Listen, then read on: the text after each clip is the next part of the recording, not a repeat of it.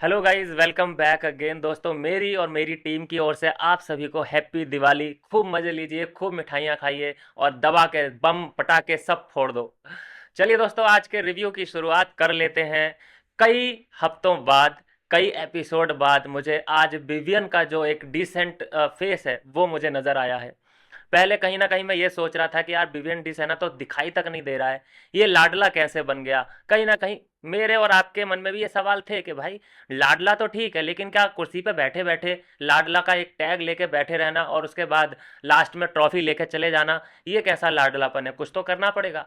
तो अब दिखाई दे रहा है कि जैसे ही कोई मौका आया है तो दोनों हाथों से लपक लिया है विवियन ने। और बहुत बढ़िया गेम। अब जाके मुझे लग रहा है कि ये डिजर्व करता है ट्रॉफी उठाना। शुरुआती दौर में तो मुझे बिल्कुल डल, बिल्कुल स्ट्यूपिड टाइप का बंदा, एक ही पार्ट में बोलने वाला और चीज़ों में अटके रहना, छोटी मोटी चीज़ों में अटके रहना, वो सब चीज़ें दिखाई दे रही थी। लेकिन अब बड़े बड़े मुद्दों पे बातचीत करनी हो और अपना पॉइंट ऑफ व्यू देना हो और सही तरीके से, अब ये होता है। एक है रजत। रजत का एक ही अगर बंदे के बारे में उसे डिस्कस करना है तो वो पूरे दिन एक ही बंदे के बारे में डिस्कस कर सकता है। हर बंदे की उसने एक राय बना रखी है इतनी लंबी चौड़ी कि हर बंदे के बारे में वो एक एक दिन तक लगातार कमेंट्री कर सकता है। बहुत बोलता है यार। भाई इतना बोलो कि सामने वाला बोर ना हो। भाई उसके पास कोई अगर बैठ जाता है ना, वो सोचता है भाई कहाँ मैं इसके पास बैठ गया, इसकी बातें तो खत्म होती नहीं है। जैसे उसके पास कोई बैठना नहीं चाहता, वही ग्रुप में जाता है और अपनी बातें हाँकने लगता है कि उसके बारे में मेरी ये राय है, उसके बारे में मेरी ये राय है। कभी कभी बात मेरे हिसाब से अविनाश जैसी भी कर लेनी चाहिए, विविन के जैसी भी कर लेनी चाहिए। इनकी कभी कन्वर्सेशन हमने इतनी लंबी नहीं देखी है कि बात खत्म ही नहीं हो रही है, खत्म ही नहीं हो रही है। और ना ही ये ज़्यादातर लोगों के बारे में अपनी राय रखते हैं, है ना। जैसे कि रज्जो है, वो ज़्यादा ही एक दूसरे के बारे में कि वो ऐसा है वो ऐसा है पक चुके हैं। भाई ओपिनियन दूसरे के बारे में तो इतना जज क्यों कर रहा है भाई। तेरा गेम कहाँ पे है इस वक्त। तो आज दोस्तों वाकई मैं तो खुश हो गया भिवंडी सेना का गेम देख के। जो शार्प खेला है बंदा, मज़ा आ गया देखने के बाद। और अब ये दिखाई दे रहा है कि जैसे ये वाकई डिज़र्व करता है इस सीज़न को जीतना। बिल्कुल विनर वाली पर्सनैलिटी उसके अंदर से दिखाई दे रही है। करण को जिस तरह से एक्सपोज किया है, करण की जिस तरह से पोल पट्टी खुल के सामने आई है, देखियो जो करण के लोग हैं वो तो करण का साथ कभी छोड़ने वाले नहीं है।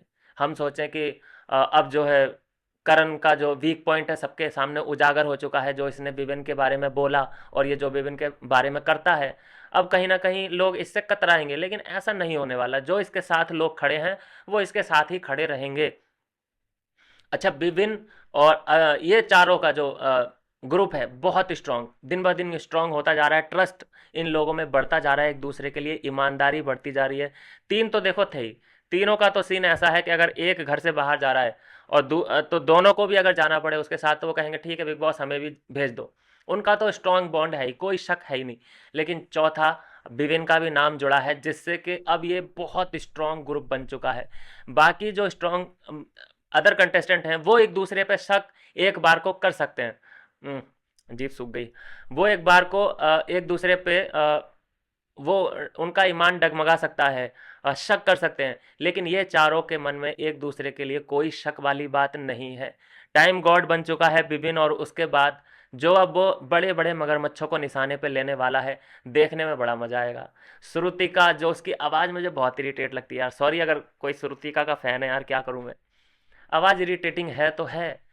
और अविनाश का भी बताऊं मैं आपको, आज अविनाश से ले लिया उसने फुटेज। चाहत आई, उसे पता है कि ये मैं इससे कोई काम बोलूंगी ये करने वाला नहीं है, ये नहीं करेगा, मैं इसको फिर गाली जो भी है वो दूंगी और फिर खुद हर्ट हो जाऊंगी और रोने लग जाऊंगी। ये 5 मिनट की फुटेज उसने अपने लिए बना ली।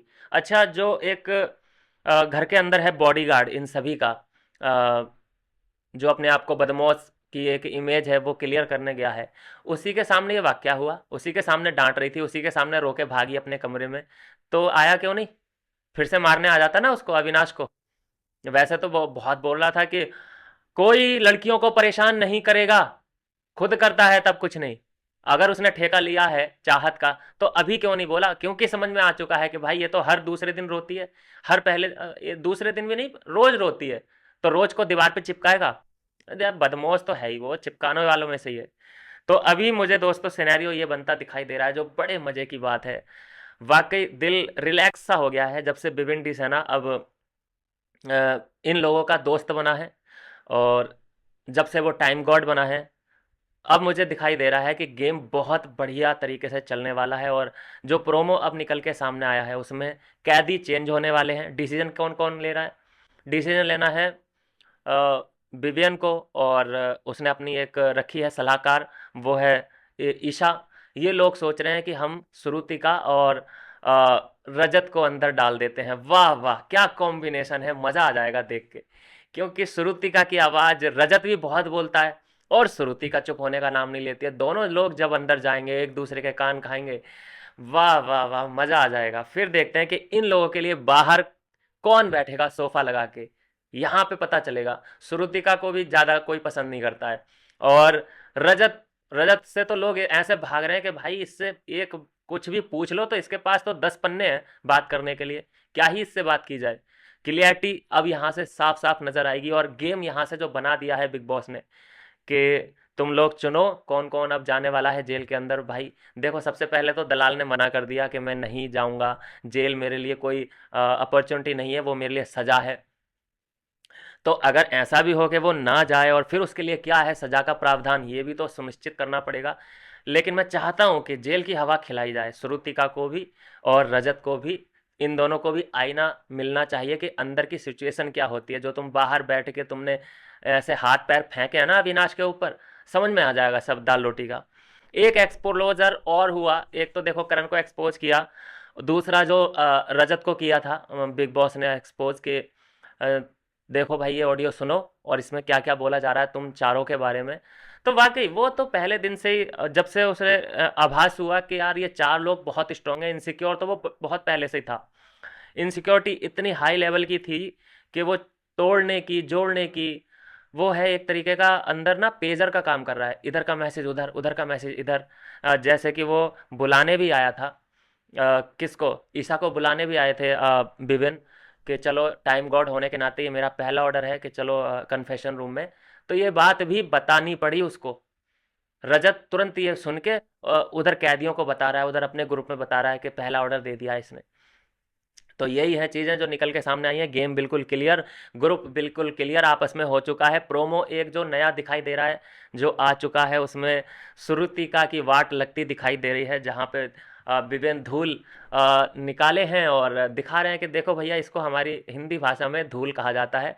अगर तुम्हारी ड्यूटी है कि तुम्हें किचन साफ करना है तो ये धूल कैसे भाई, यहाँ देखो वहाँ देखो, और फ्रिज के अंदर देखो ये क्या क्या चीज़ें सड़ रही हैं, इनको निकालो साफ करो। तो श्रुतिका ने मना कर दिया, साफ साफ मना करती दिखाई दे। वो भाई कॉपरेट ये लोग नहीं करेंगे बीबीएन को। इन लोगों ने बना दिया है वो राजमाता के नाम पे जो धब्बा लगाया है उसने, उसने तो सिर्फ इसलिए बना दिया क्योंकि वो ये नहीं दिखाना चाहती थी कि मैं बायस हूँ। उसकी एक मजबूरी टाइप की बन गई थी उसको बनाना, नहीं तो वो दिल से तो ये चाहती थी कि करण को बनाऊं। जैसे आ, ये अपनी जो राजकुमारी बनी थी चुम, ये क्लियर थी कि भाई चाहे करण परफॉर्मेंस करे ना करे, मुझे इंप्रेस कर पाए ना कर पाए, लेकिन हीरो तो मैं इसी को बनाऊंगी, अपना राजकुमार तो मैं इसी को बनाने वाली हूँ। लेकिन ये कहीं ना कहीं लटक गई राजमाता, और इसने मजबूरी में बनाया है। कोई ये नहीं कि शौक या इम्प्रेस हो गई उससे, ऐसा कुछ भी नहीं था। तो अब यहाँ से इन लोगों का सिनेरियो थोड़ा थोड़ा क्लियर होता नजर आ रहा है। पहले ये था कि करण दोस्त है कि दुश्मन है, दोस्त है कि दुश्मन है, अब क्लियर हो गया यहाँ पे। और ग्रुप ग्रुप में श्रुति का है उस तरफ, उसका भी क्लियर है कि मैं ना इस तरफ हूँ ना उस तरफ हूँ। थाली के बैंगन कितने हैं? 3 थाली के बैंगन हैं, ना वो इधर है ना वो उधर है।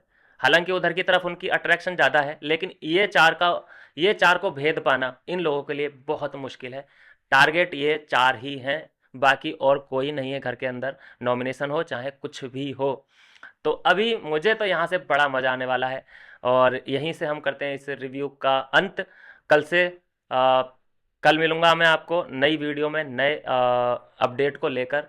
अब यहाँ से मुझे लगता है कि मज़ा बहुत आने वाला है। मैं तो बार बार इस बात को कह सकता हूँ कि यार बिल्कुल मेरे मन पसंदीदा जिस तरह से मैं चाहता हूँ गेम चलना चाहिए उसी तरह से चल रहा है।